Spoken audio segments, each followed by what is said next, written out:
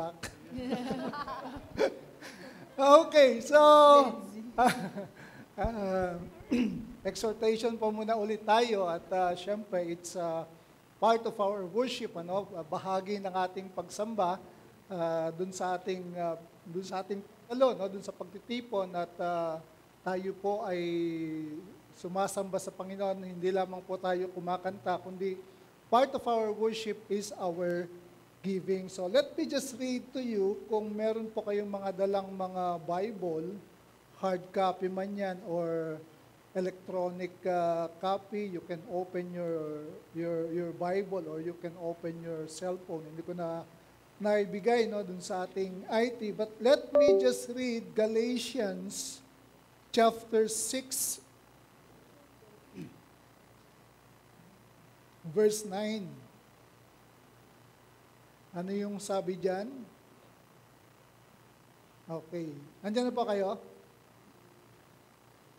Sabi sa English, sa NLT translation, so let's not get tired of doing what is good. Sa Tagalog, huwag daw tayong magsawa o mapagod dun sa paggawa ng mabuti. Sino dito talaga namang given na sa buhay niya yung paggawa ng mabuti? Okay. Ang paglilingkod sa Diyos, yan ba ay mabuti o masama? Ang pagbibigay, pagtulong sa kapwa, yan ba ay mabuti o masama?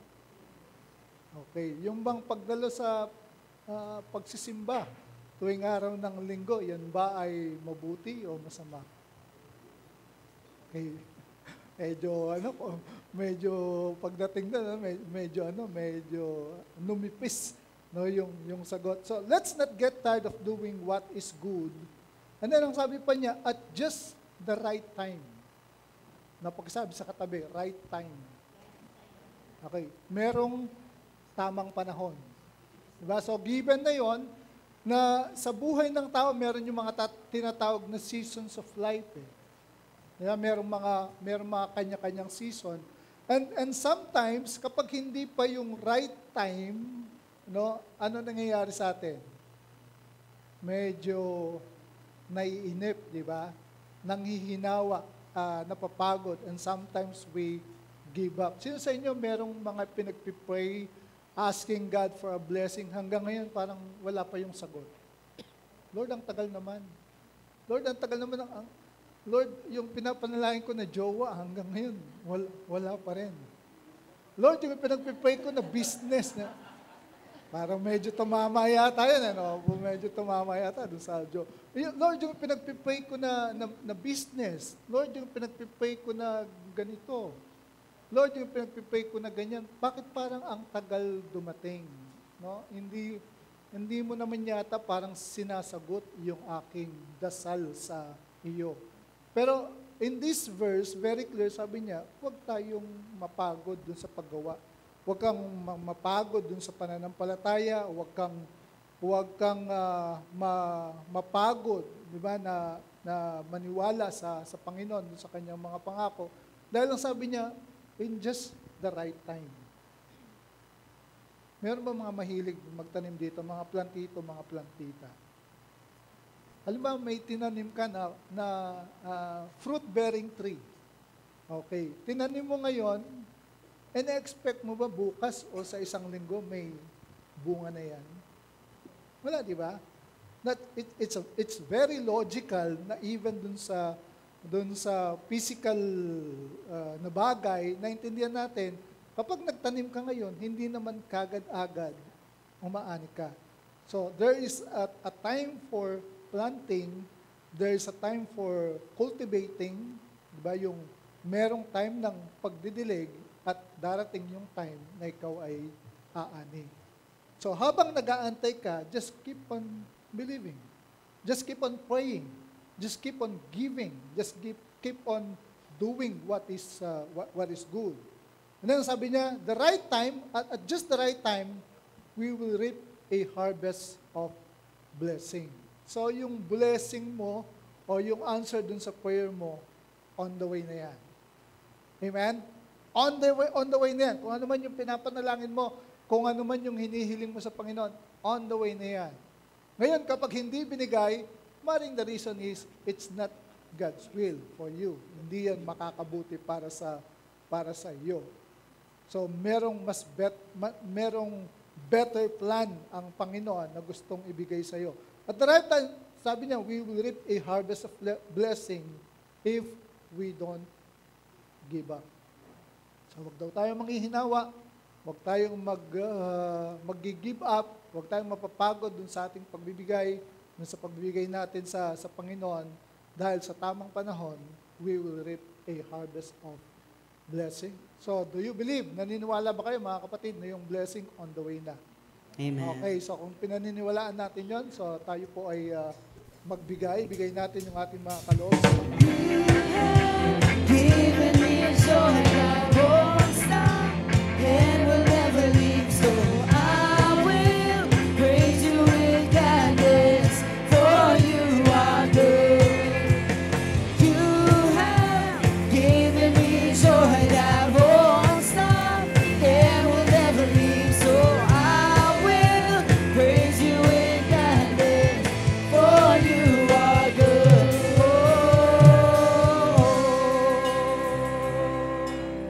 Sige po, let's extend our hands towards our giving at pag-pray natin yan. Lord, maraming salamat po.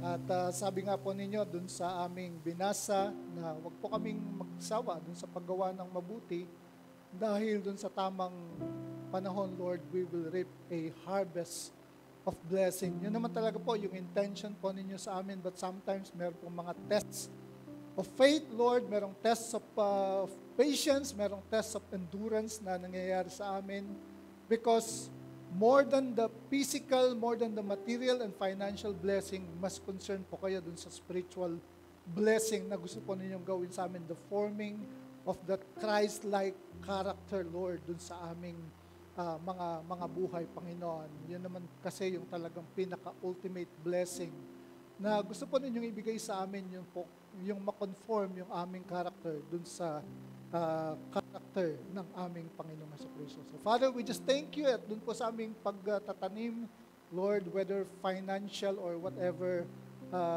we saw, Lord, in terms of human relationship.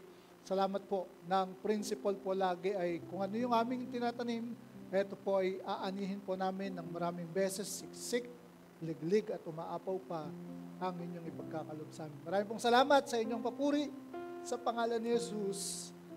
Amen and amen. Okay.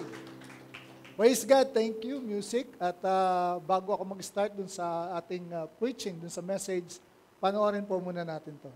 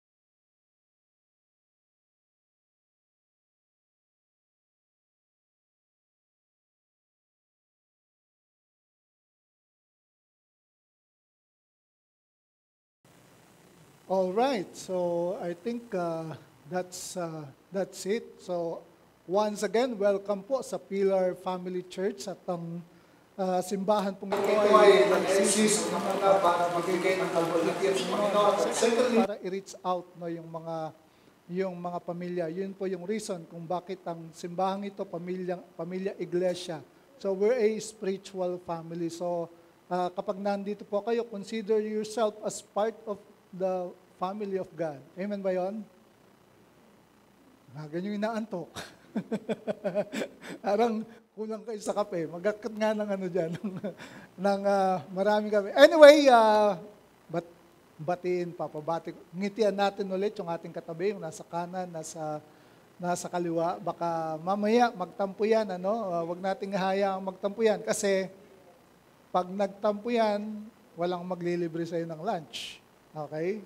So, sino dito, mamaya nakahanda na after service, meron kayong mga date. The date ninyo yung kaibigan nyo, date ninyo yung invite ninyo. Meron ba mga magde-date dito? Magla-lunch out sa SM siguro, sa Rob, o kung saan man yan. Meron ba? Okay. Parang hindi kayo masaya na narito, Okay. Also, batiin natin, of course, yung mga nagjo-join sa atin online, di ba? Yung ating mga, yung ating house church sa SG, no? Mamaya, tingin ko, magkakaroon sila ng gathering, and yung mga nasa kanya-kanyang mga tahanan for some reason na hindi naka-attend, no, na face-to-face. At yung iba pa, mga kapatid natin na nasa iba't ibang lupalop ng mundo, ng daigdig, batiin natin sila at sama-sama tayong mapagpala today ng ng ating Panginoon. Paki-flash na yung aking okay, so reminder lang po, no, na ano lang naman to, 45 minutes. So let's focus our eyes, our heart, no, our mind dun sa Word of God, sa salita ng Diyos na ating pag-uusapan sa araw pong ito. And we will be starting a new series. No, ito pong ating bagong series, and it's entitled okay, Bring Your Friends to Jesus. Meron ba kayo mga kaibigan? Sino dito may mga kaibigan pa? Okay. Sino dito yung walang kaibigan? Pakisabi sa katabi mo, pag wala siyang kaibigan, ang lungkot ng buhay mo. Malungkot ang nag-iisa, malungkot ang nagsusolo, malungkot ang walang tropa. At dito po sa series na ito, mga kapatid, ay ito yung mga pag-uusapan natin. Today, we will be talking about, of course, yung pinaka-importanting relationship na meron tayo. Week 2, magkapatid, si Andrew at saka si Simon Peter, si Bro, ilalapit niya kay Big Bro, yung kanyang kapatid. Si Cornelius, no, at saka yung kanyang household, yung sambahayan. From the word sambahayan, from the word samba, no, at saka yung tahanan, sambahayan. Okay? And then, yung apat na magkakaibigan naman, na nagkaroon ng problema yung isa nilang kaibigan, na dinala nila sa ating Panginoong Jesus. And then, week 5, okay, we will have a family day. So, kailangan ko ulit tulong ng mga youth, ng ating mga youth leaders dito to prepare for the week 5. Gagawin natin parang celebration to. But, how many of you, sino po sa inyo ang na-realize na niya yung kahalagahan ng meron kang kaibigan? Okay, importante ba yon?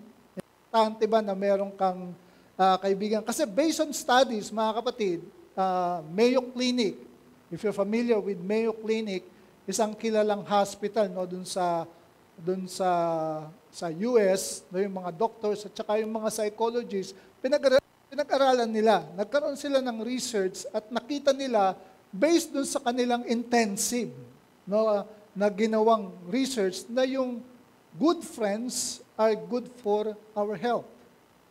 Okay, yun daw mga mabuting kaibigan, meron pala yung effect, yung nakaka-apekto siya dun sa overall well-being natin bilang mga tao. That's why, mga kapatid, importante yung mga relationships na meron tayo. Kasi somehow, yung mga relationships na yon, it influences.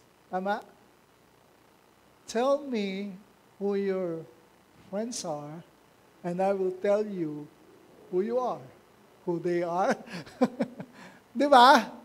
Okay, so, lumabas doon sa pag-aaral na yun, mga kapatid, na yung good friends are good for our health. Ito yung lumabas doon sa survey nila. Na yung good friends, it can increase your sense of belonging and purpose. Kaya ka nga, di ba, tumatropa di ba? nagkakaroon ka ng sense of belonging. Nakikita mo kung ano yung I'm talking about good friends, kasi not all friends are good friends. Diba? So, it boosts your happiness and reduce your stress. Kaya nga, mas gusto mo minsan kasama yung tropa mo kesa dun sa mga kapamilya mo. Diba? No, kaya tumira dun sa bahay ng kaibigan mo. Improve your self-confidence and self-worth. Kasi nga, nagkakaroon ng sense of belongingness eh. You can be who you are kapag nandun ka dun sa feeling ng iyong mga tropa, yung tinatawag nilang no holds barred, no? Help you cope with traumas such as divorce, serious illness, job loss, or the death of a loved one. Kapag meron kang problema, sinong unang-una mong pinupuntahan? Diba? Usually, your friends. Encourage you to change or avoid unhealthy lifestyle habits such as excessive drinking or lack of exercise. So, yan yung naging resulta dun sa pag-aaral na ginawa nila kung papaano nakaka-apekto at nakaka-impluensya sa ating mga buhay yung pagkakaroon ng friends. And then, also, yung Harvard, no, familiar tayo sa Harvard, di ba? So, mga kilalang university sa US. Sabi ng Harvard Study of Adult Development, the strongest predictor of how long a person will live is associated with a strong, healthy relationship. In other words,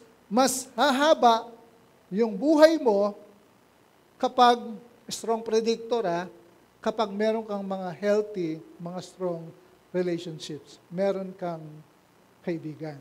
Okay? So mga kapatid, sino po sa inyo, how many of you here masasabi niya, meron siyang true best friend?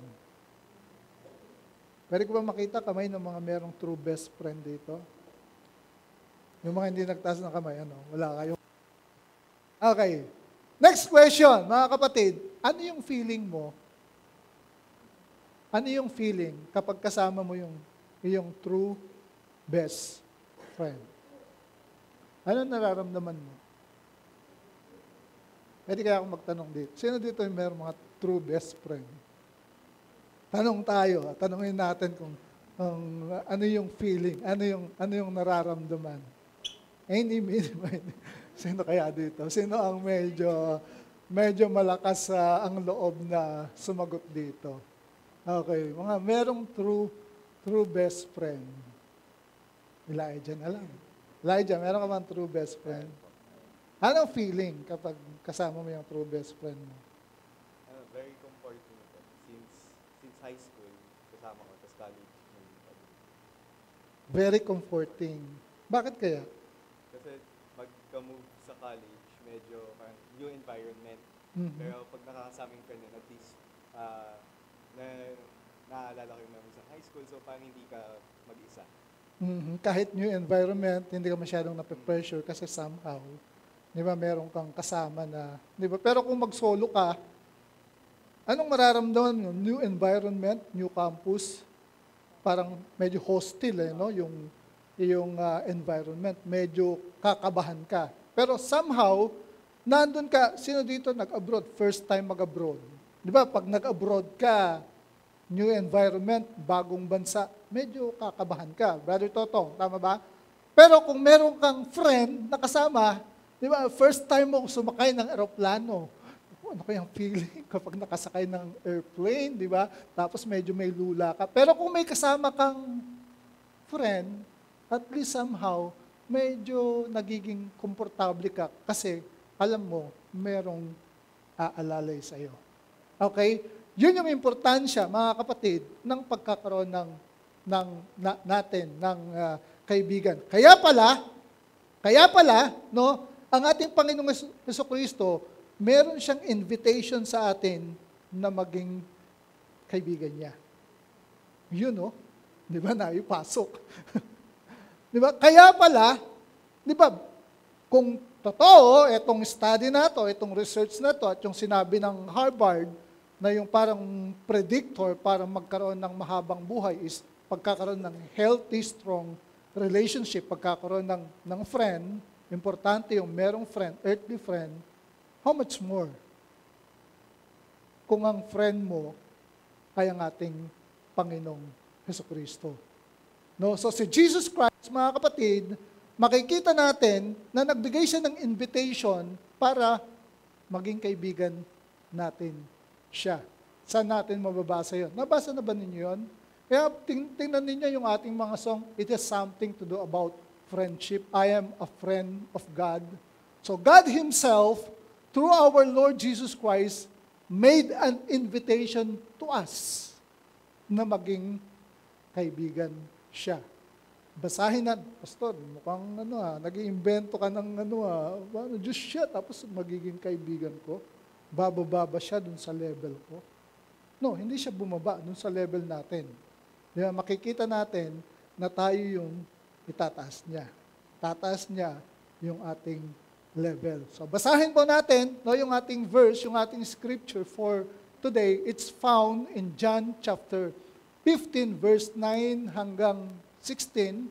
If you will, pwede po kayong tumayo at samahan po ninyo ko dun sa pagbasa natin dito sa ating text. Verse 9, basahin natin doon sa TPT, the Passion Translation. Ang ganda kasi ng pagkaka-rendering netong translation nato, the Passion Translation. Verse 9, let's start reading. I love each of you with the same love that the Father loves me. Grabe. You must continually let my love nourish your hearts. If you keep my commands, you will live in my love, just I have kept my Father's commands. For I continually live, nourished, and empowered by His love. My purpose for telling you these things is so that the joy that I experience will fill your hearts with overflowing gladness. So this is my command. Love each other deeply as much as I have loved you. For the greatest love of all is a love that sacrifices all. And this great love is demonstrated when a person sacrifices his life for his friends. You show that you are my intimate friends when you obey all that I command you. I have never called you servants because a master doesn't confide in his servants, and servants don't always understand what the master is doing. But I call you my most intimate and cherished friends, for I reveal to you everything that I've heard from my Father. And verse 16, you didn't choose me, but I've chosen and commissioned you to go into the world to bear fruit, and your fruit will last, because whatever you ask of my Father, for my sake, He will give it to you. Pinaka-importanting content nung text na binasa natin is verse 15. At kung babalikan ninyo, hindi lang basta friend ang pagkakabanggit diyan. My most intimate and cherished friends. Biruin mo, God siya, pero yun yung invitation niya sa atin na maging friend niya tayo. So bago po tayo magpatuloy, tayo manalangin. Panginoon, we thank you for your word that we are about to hear today. May it strike a chord in our heart and let it change the trajectory of our life. We thank you, Spirit of God, for being with us today, leading us and directing us into the truth of God's word. Bigyan po ninyo kami ng humble heart, Lord, ng submissive mind, Lord, para po matanggap namin kung ano man po yung nais po ninyong sabihin, kung ano man po yung mensahe na gusto po ninyong ihatid sa bawat isa sa amin. Maraming salamat po na kayo po ay kumikilos mula pa kanina at ang inyong presensya ay ramdam na ramdam po namin sa aming kalagitnaan. Salamat po sa inyo ang papuri sa Panginoon Jesus. Everyone say amen and amen. Please be seated. So, dito po sa binasa natin, mga kapatid, makikita natin na si Jesus Christ, ini-invite niya yung bawat isa sa atin para maging kaibigan niya. Okay? That is already given in the equation. So, eto si Jesus Christ, ino-offer niya ang kanyang sarili para maging best friend natin, para maging kaibigan natin. What is losing in that equation, mga kapatid, is how are you going to respond? Meaning, si Jesus, gusto kanya na maging kaibigan. Question is, how about you? Gusto mo bang maging kaibigan si Jesus? Di ba? Yun lang naman yun eh. Minsan, ayaw natin ng mga kaibigan na magsasabi sa atin ng katotohanan.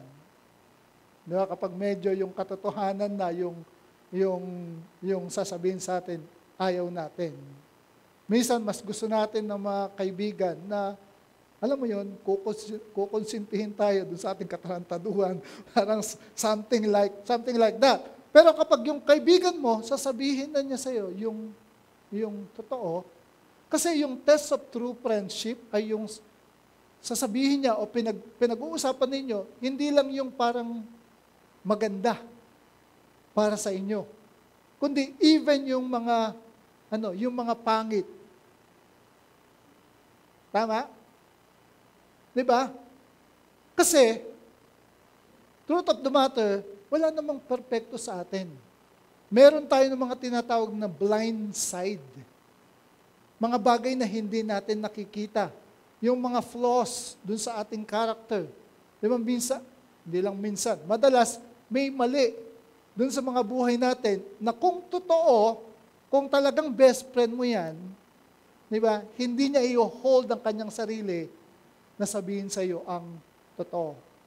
Kasi, a true best friend wants the best for you. Tama? Sabi nyo, meron kayong mga best friend, di ba? Gusto mo ba na ang best friend mo mapahamak? Hindi, di ba? Pastor, gusto ko mapahamak siya. Hindi ka best friend. Di ba? So, if you're really a friend, a good friend, kapatid, gusto mo na yung best mangyari sa kanya. Gusto mo na yung friend mo maging successful, tama? Gusto mo yung friend mo mapabuti yung kalagayan ng kanyang buhay. Mapaganda ang sitwasyon ng kanyang buhay. Tama ba yon? Ngayon, ikaw bilang isang tao, gusto mo yon na you want the best for your friend, how much more si Jesus nagugustuhin yung best para sa iyo. At sino sa inyo, naintindihan niya, naunawaan niya, na gusto ng Panginoon, gusto ni Jesus, yung best. Meron siyang best plan para sa buhay mo. Amen? Meron siyang, kaya nga, sabi ko ulit sa inyo, paborito natin eh. Memory verse, nag-iisang verse. Jeremiah 29:11. Anong sabi? In the beginning, mali ulit. Anong sabi ng Jeremiah? Jeremiah 29:11, for I know the plans I have for you. Meron palang plan si Jesus para sa buhay mo.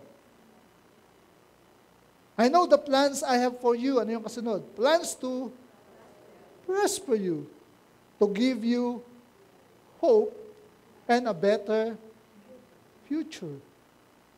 Ikaw, iniisip mo, ano kaya magiging future ko?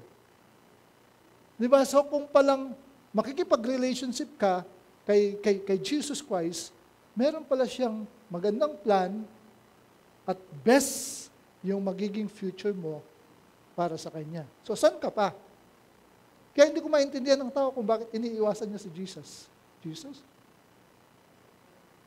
Because of the religious, alam mo yon, because of kung ano yung itinanim ng tradition, ano yung in-inject ng religion, ng tradition sa atin about Jesus Christ.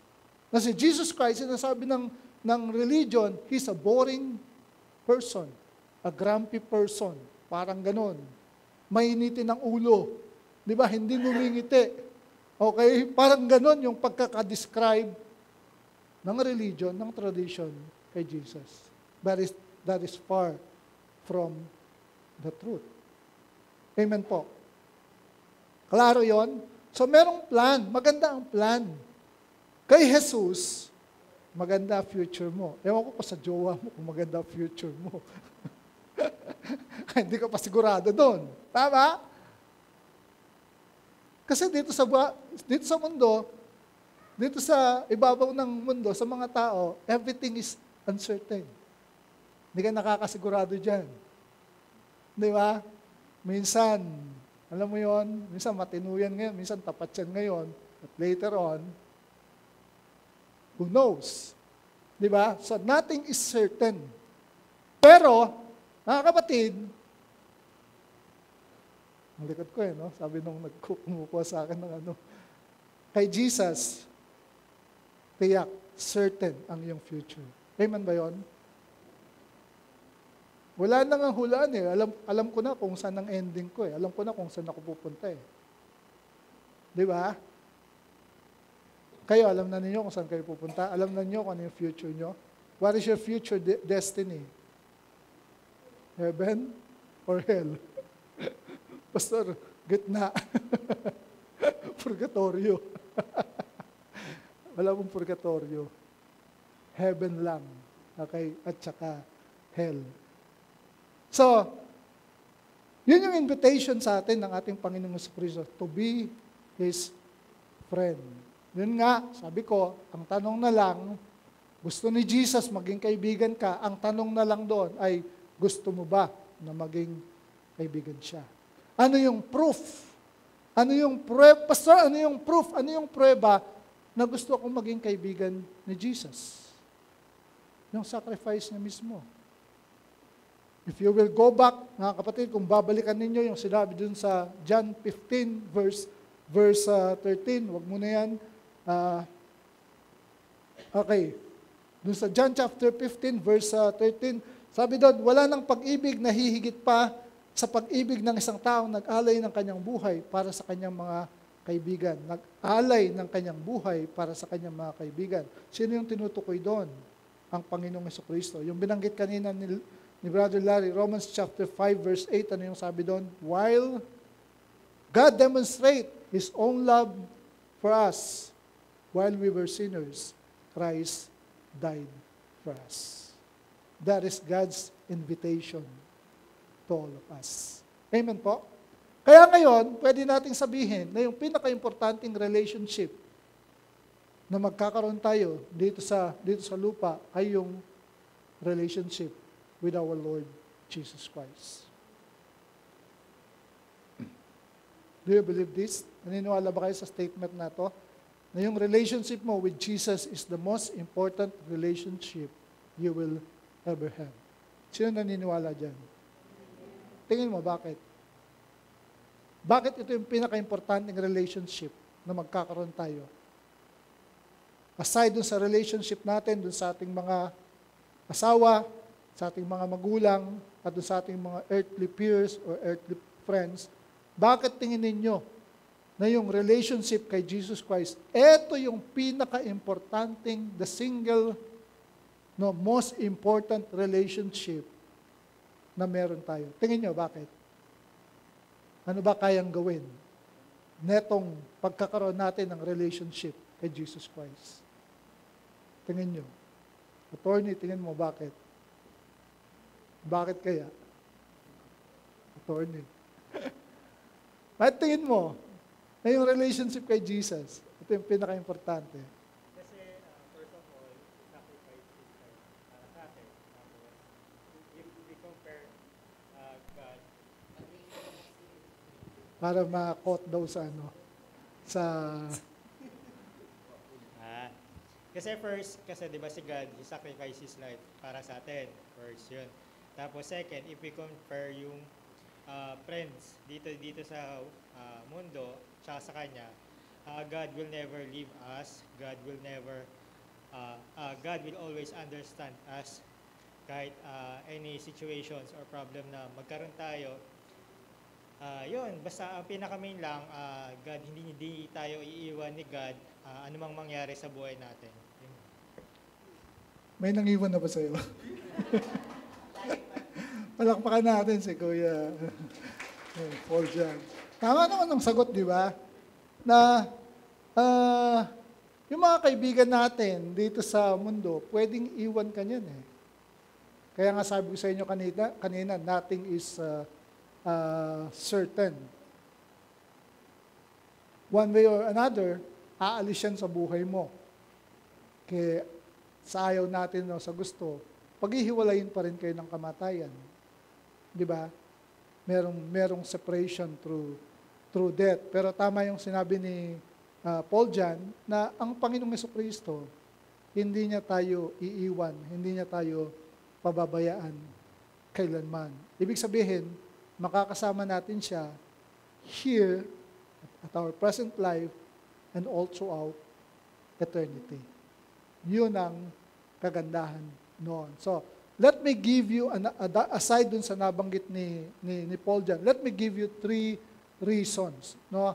Kung ano yung meaning, no? Ano yung meaning ng friendship natin kay Jesus? Ano yung nagawa nito?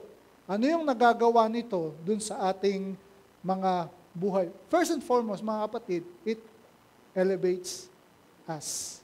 No? Yung itataas ka niya. Kumbaga, ipopromote. Okay? Ano yung magiging feeling mo kung isang araw lalapit sa'yo si Henry C. Jr.? Huwag si Henry C. kasi kung siya lalapit sa'yo, patay na yun. Henry C. Jr. Tapos sasabihin niya na, Celso, Henry C. Jr. Celso, gusto kitang maging kaibigan. Ano yung magiging pakiramdam mo? Masaya, di ba? Henry C. Jr. Will it make you proud? Will it make you happy? Yung isang a person with a status no in life, okay, lalapitan ka at sasabihin na gusto kitang maging kaibigan. Ano magiging feeling, mga kapatid, kung ang mga karabing elbow mo, karabing shoulder mo, yun, sila Henry C. Jr., sila Gokong Wei, may-ari Jollibee, si Tony Tan, Kak Tiong, di ba? So, kung yan ang mga karabing elbow, alam mo yun, di ba na mahirap ka lang, and then kinaibigan ka ng mga taong ito na alam mo na yung antas nila dun sa lipunan ay hindi basta-basta. Tama? Nagets nyo? So ngayon, nung maging kaibigan ka, nakipagkaibigan ka kay Jesus, yung buhay mo na elevate. Kumbaga tumaas yung level mo. Nagets nyo? Mula sa pagiging ganito na ngayon ang level mo. Because of your friendship with Jesus Christ. Ang sabi ng verse, dun sa verse 15, I have never called you servants, because a master doesn't confide in his servants. And servants don't always understand what the master is doing, but I call you my most intimate and cherished friends. Nakita niyo yung pagtaas ng level? From servants, di ba yung maging servant ka lang ng God, it's already a privilege. Tama? Yung naglilingkod ka sa Diyos, yun ay isang opportunity, isang pribilehiyo na hindi lahat ng tao ay nangyayari yun sa kanilang mga buhay. Because truth of the matter, mga kapatid, hindi lahat ng tao naglilingkod sa Diyos. Kaya mapalad ka na today, nandito ka. Yung totoong Kristo, ang pinaglilingkuran mo, hindi yung logis sa pula, sa puti, ibang Kristo yon. Di ba? So that's already a privilege. Being a servant of God, being a servant of Christ, it's already a privilege. Yung maglingkod ka sa Panginoon, di ba yung perks noon, yung privilege, di ba yung rewards na matatanggap mo sa buhay mo, who can tell? Pero from being servant, kapatid, tinaas niya yung level mo. Hindi ka na servant ngayon, sabi niya. Kasi ang servant, hindi naman niya naiintindihan yung kung ano yung ginagawa ng kanyang master. Pero kayo, kung ano yung nasa kalooban ko, sinasabi ko sa inyo. So, sabi niya, I call you my most intimate and cherished friends. Tumaas yung level mo. Sabi ko sa inyo kanina, will it make you proud? Will it make you happy kung sasabihin sa iyo ni Henry C. Jr. na, okay ba maging kaibigan kita? Di ba? How much more? Di ba kung si Jesus, siya yung magiging kaibigan mo? Ano yung mafe-feel mo? Ano yung mararamdaman mo? Will it make you proud? Magiging proud ka ba, kapatid, na kaibigan mo si Jesus? Tahimik ha. Ang iba rito, ayaw maging kaibigan si Jesus. Pero pag-isipan po ninyo, no, kung meron kang isang tinitingala na mabuting kaibigan dito, at kapag tinignan mo kung ano yung nagagawa niya dun sa buhay mo, does your friend adds value? Nakakapagdagdag ba yan ng value dun sa buhay mo? Tatanungin kita, yung bang tinatawag mong true best friend, yan ba ay, does it make you a better person? Nag-improve ba ang pagkatao mo dahil dun sa kaibigan mong yan? Pero dito, kapag si Jesus, naging kaibigan mo, sisiguraduhin ko sa iyo, yung friendship mo with Jesus, it will add value to your life and it will make you a better person. Kasi yung ibang relationship, instead of you becoming a better person, nagiging, bitter person. Tama? Yung mga past relationship natin, sino sa inyo dito? Nagkaroon ng mga past relationship. Akala mo, kaibigan. Ahas pala. Diba? So, instead na maging better person ka, mas naging bitter person ka. Kasi mga kapatid, yung best friend mo, hindi lang naman yung, pwede kasing ang asawa mo, best friend mo eh. Tama? Pwede yung magulang mo, yun na yung best friend mo. Maganda nga kapag ganun eh. You can confide, di ba? Dun sa nanay mo, tatay mo, dun sa mga kapatid mo, kasi ang turing mo sa kanila ay mga best friend. How much more kay Jesus? So, a good friend will make you a better person. At yun yung gagawin ni Jesus. Naniniwala ka ba doon? Okay, so it elevates our life. Pangalawa, mga kapatid, it enriches our life. No? Yung word na enrich, kapag tinignan po natin dun sa dictionary, ang sabi niya, it enrich means to improve the value. Okay? Improve the value, to add beauty. Alam mo yon? Kapag pala si Jesus Christ na yung friend mo, yung word na enrich, it adds beauty. Okay? Tingnan mo yung katabi mo kung yan ay beauty. Gumaganda ba yan? Dahil sa, alam mo yon? Dahil sa relasyon mo kay Jesus, di ba? Yung mga linyahan minsan natin, di ba? Nang dahil nang pumasok ka sa buhay ko, nagkaroon ng kulay ang mundo ko. Boom! Di ba? Yung mga ganon eh, no?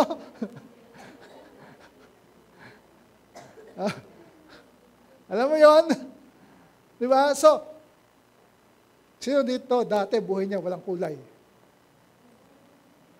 Sino dito? Buhay niya dati walang kulay. Ikaw ba, brother, kulay? May kulay. Makulay ba ang buhay mo? Di ba? So, nung maging kaibigan mo si Jesus, yung dating malungkot mong buhay, naging makulay na ba ngayon? Kasi kung hindi pa rin makulay ang buhay mo, baka ibang Jesus yung tinanggap mo. Di ba? Dahil makulay na ba buhay mo ngayon dahil kay Jesus? Amen? It enrich. No? Hindi ko talaga na itong siwa. It enrich our life. So, nag-add siya ng value, mga kapatid. The word enrich, gusto ko lang bigyan ng emphasis, nag-improve ang buhay mo. Nagkaroon ng value, it adds beauty to make rich or richer by addition or increase. Kaya nga sinasabi, di ba, sa mga binibili natin, ano yung nakalagay? Para mas bilhin yung isang produkto, nilalagay nila, enriched with vitamins and minerals. Ibig sabihin, mas lalo kang lalakas kapag kinain mo yan. Di ba? Kapag etong gatas na ito, enriched with vitamins and minerals, ininom mo ito, mas lalo kang gaganda, mas lalo kang babata. So meron palang ganong effect, kapag naintindihan natin mga kapatid, meron palang ganong effect yung pagkakaroon natin ng relationship kay Jesus Christ. Kaya nga tama yung survey. Survey, di ba? Na ginawa yung pinakita ko dun sa inyo nung una, kung ano yung nagagawa ng good friends dun sa ating mga buhay. Okay. Real friendship with someone who is a good person will make you a better person. Tama? Of course, pag bad yung person, yung friend mo, it will also make you a better, it will also make you a bad person. Proverbs 27 verse 17, as iron sharpens iron, so a friend sharpens. A friend. Alam mo yung sharpen? Di ba mas tumatalas ka? Mas nag-i-improve ka. Kasi nga, merong nagsasabi sa'yo ng mga bagay na dapat mo pang i-correct, itama dun sa buhay mo. Yun ang ginagawa ni Jesus sa buhay natin. Dati baloktot ka. Pero nung makipagkaibigan ka kay Jesus, itinatama niya ang buhay mo. Alam nyo kung ano kayo dati, kung ano tayo dati? Ha? Nung wala pa kay Jesus, alam nyo kung ano tayo? May tama. Ngayon, ano na tayo? Tinatama. Tama na, dahil tinatama ni Jesus. Amen po? Parang, ulitin natin yan. Sino dito yung mga itinama na ni Jesus? Okay, baka kasi hanggang ngayon may tama kayo eh, no? So, another thing, mga kapatid, is friendship with Jesus will make you a productive person. Mas nagiging mabunga ka na tao. John 15:16, hindi kayo yung pumili sa akin. Sabi niya, ako yung pumili sa inyo. And I have commissioned you to go into the world to bear fruit, and your fruit will last. It makes your life productive. Kasi with Jesus Christ, nagkakaroon ka ng sense of purpose eh. Maintindihan mo na ngayon kung ano talaga yung reason kung bakit ka nag-e-exist sa mundo. Dati, pag-gewang-gewang lang eh. Diba, tinatawag nilang pawardi-wardi lang ang buhay mo eh. Diba, kaya nga, sabi ko, kumusta ka? Eto, kumusta buhay mo? Eto, walwal. Pero, yun na nga, nung magkaroon ka ng friendship with Jesus, nagkaroon ng sense of purpose, sense of direction ang buhay natin. Because there's someone who leads you and guides you. Meron nang nagli-lead sa'yo at meron nang nag-guide sa'yo na true best friend mo. Amen? And then lastly, pangatlo mga kapatid, it enlarges our company of friends. Ako si Jesus. Kunwari lang. Ako si Jesus. Okay? Naging kaibigan ko, nakipagkaibigan sa akin, si Brother Hill. Brother Hill, akit ka lang dito. So, kaibigan ko na ngayon, at si Brother Hill, kaibigan na niya si Jesus. So, meron ka ng tunay na kaibigan, si Jesus. Okay? Tapos, ako, si Jesus, kaibigan ko rin, si Sister Harriet. Harriet ba? Tama? Sis, halika lang, saglit dito. For the sake of illustration. No? Friendship with Jesus, it means to us, it enlarges our company of friends. Ako si Jesus, kaibigan ko si Brother Hill. Ako si Jesus, kaibigan ko na rin ngayon at kaibigan na rin niya ako, Sister Harriet. Okay? Ngayon, dahil kaibigan ko to, dati hindi naman ito magkaibigan. Nagagets nyo? Pero dahil nandun na sila, sa grupo ko, yung circle of friends, ano mangyayari? Magkaibigan na rin sila. Tama? Tama? Etong si parang ano yan eh, parang domino effect. May isa ulit akong kaibigan. Okay? Kaibigan ko si Tin. Halika rito, Tin. Kaibigan ko si Tin. Okay? So, kaibigan ko siya. Dati, kami lang, magkaibigan. Sino lang kaibigan niya? Ako. Pero dahil kaibigan ko to, naging kaibigan na rin niya.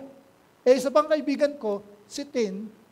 So, ang mangyayari, mula doon sa dating wala kang kaibigan, naging kaibigan mo ko, ilan na ngayon ang kaibigan mo? 3.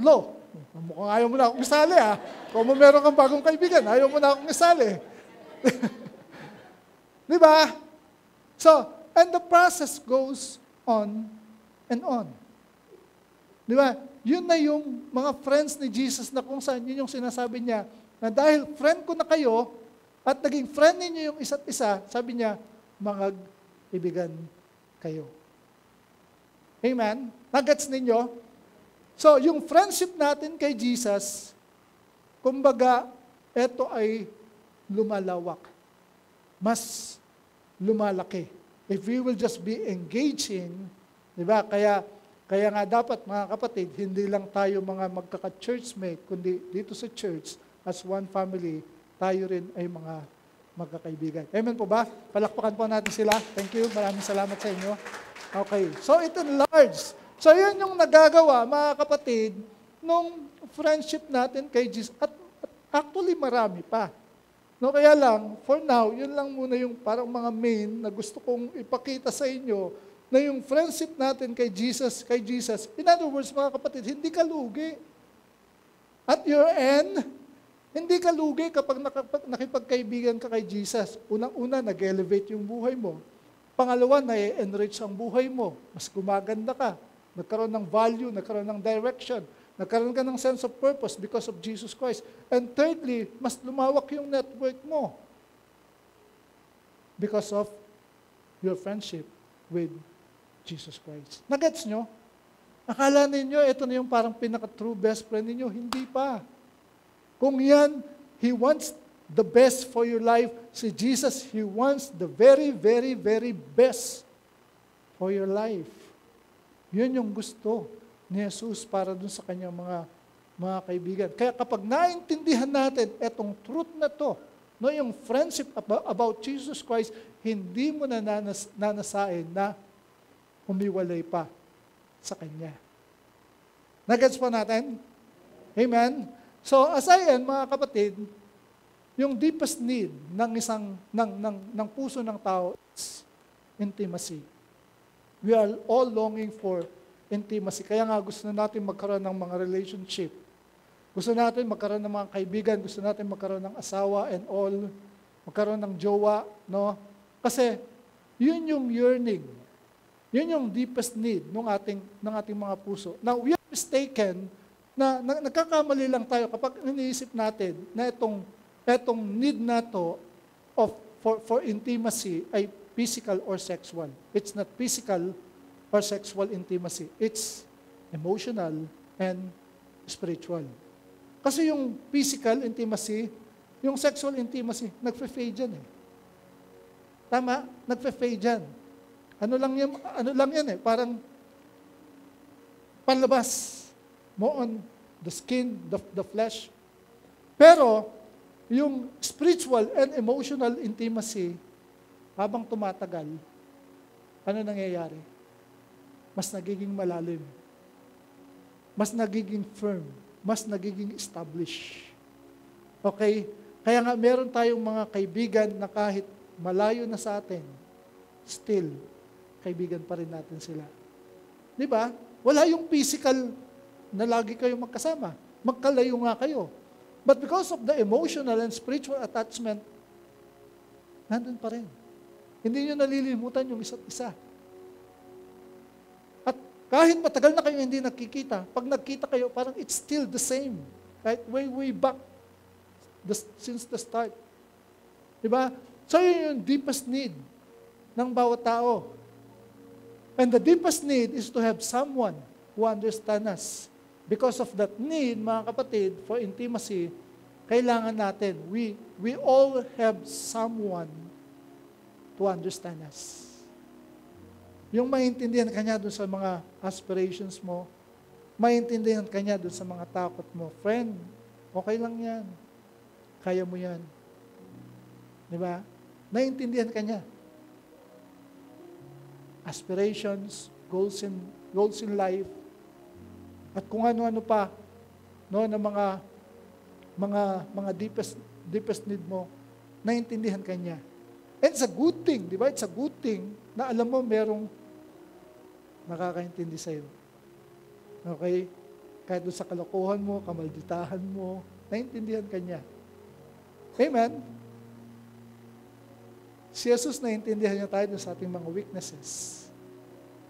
Doon sa ating mga kahinaan, doon sa ating mga flaws, doon sa ating mga, kung ano man yan, naintindihan ka niya.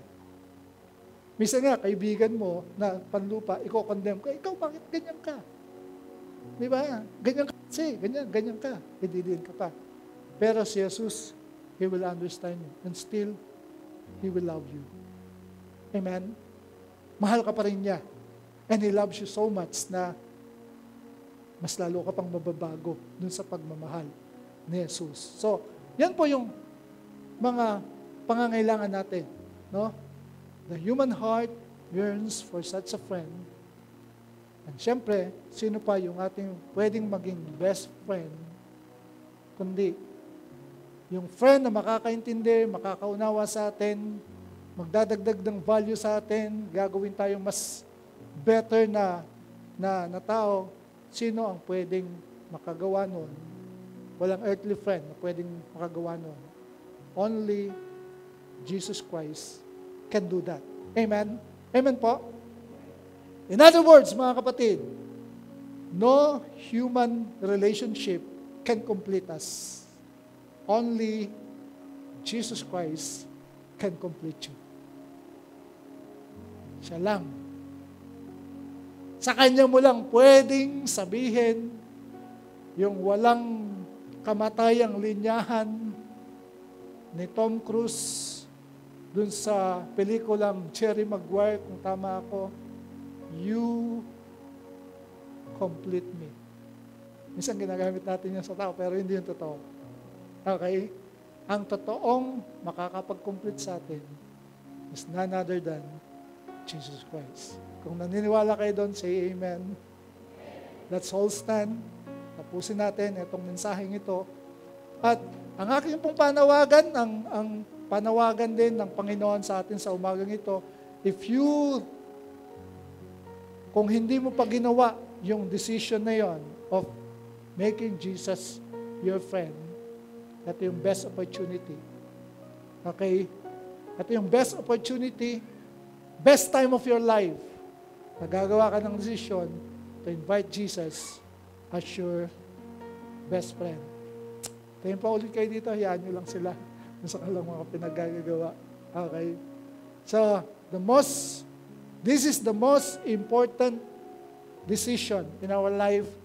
Kagaya nga nung binanggit ko sa inyo kanina, pinaka-importanting relationship na magkakaroon tayo ay yung ating relationship with Jesus Christ. So kung hindi mo pa ginawa yun, kung hindi mo pa ginawa o sinabi kay Jesus na, Jesus, I invite you, tinatanggap ko yung invitation mo as my best friend. Be my friend, be my Lord, be my Savior. So, yuko po natin yung ating mga ulo at tayo pansamantalang pumikit. At tayo manalangin sa Panginoon sa oras na ito. Invite natin si Jesus Christ as our friend. Make it personal. Make it real. Make it genuine. Make it authentic. Sabi mo sa Kanya, Jesus, I make a choice. You are now my friend, my true best friend. Thank you for giving your life, for sacrificing your life for me as a proof of your friendship. Salamat po ng simpleng panalangin ito ay na-acknowledge po ninyo, Panginoong Jesus. Thank you, God. Father, we thank you today, Lord. We thank you sa message at kami po ay overwhelmed. Ang aming mga puso ay galak na galak, tuwang-tuwa. Dahil po sa katotohanan ito na you're not just only our Lord, God, Lord Jesus, kundi in-offer mo rin ang iyong sarili as our true best friend. Best friend na pwede na po naming sandalan, best friend na pwede naming puntahan, kausapin, lalong-lalo na dun sa mga time na yung buhay po namin ay merong trouble, merong confusion, kailangan namin ng sense of direction, kailangan po namin ng guidance. Maraming salamat po na hindi po ninyo ipagkakait sa amin ang mga bagay na ito na kailangan namin as our true best friend. Father, we bless you. We thank you. In Jesus' name, everyone say, Amen. Amen.